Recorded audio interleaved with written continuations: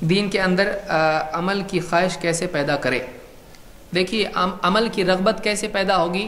جب عمل کی قیمت معلوم ہوگی۔ پیسے کی رغبت کے لیے کوئی کورس کرنا پڑتا ہے؟ نہیں، ہر ایک کو معلوم ہے پیسہ۔ آپ بتائیے کوئی ہے دنیا میں ایسا کورس کرنے والا پیسے کی اہمیت سمجھانے کے لیے کورس؟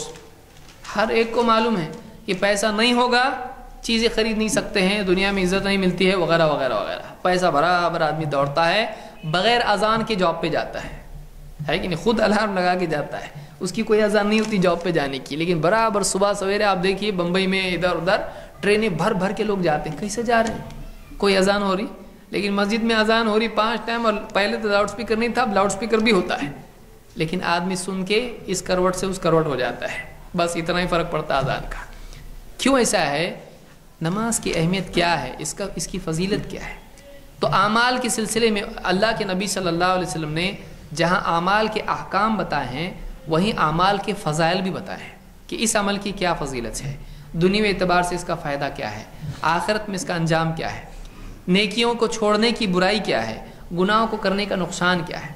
تو گھروں میں، مسجدوں میں ہمارے یہاں اس بات کا التزام ہونا چاہیے کہ نیکیوں کے کرنے میں کیا فضیلت ہے، برائیوں کے کرنے میں کیا نقصان ہے۔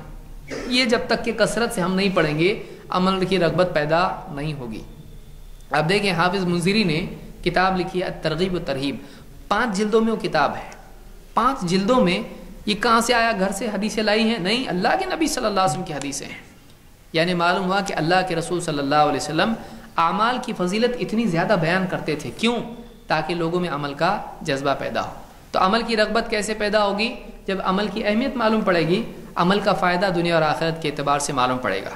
لہٰذا گھر میں اور مسجدوں میں اس طرح کا اہتمام ہونا چاہیے کہ کوئی معتبر کتاب، ایسی کتاب نہیں جس میں ضعیف اور جھوٹی حدیثیں، قصے، کہانیاں جھوٹے ہوں، بلکہ ایسی کتاب جس میں صحیح حدیثیں ہوں، معتبر روایات ہوں، اور صحیح قصے ہوں، ثابت شدہ چیزیں اس میں ہوں، قرآن کی آیات ہوں کہ اعمال کی کیا فضیلت ہے، اس کو پڑھیں، اس سے عمل کی رغبت پیدا ہوگی۔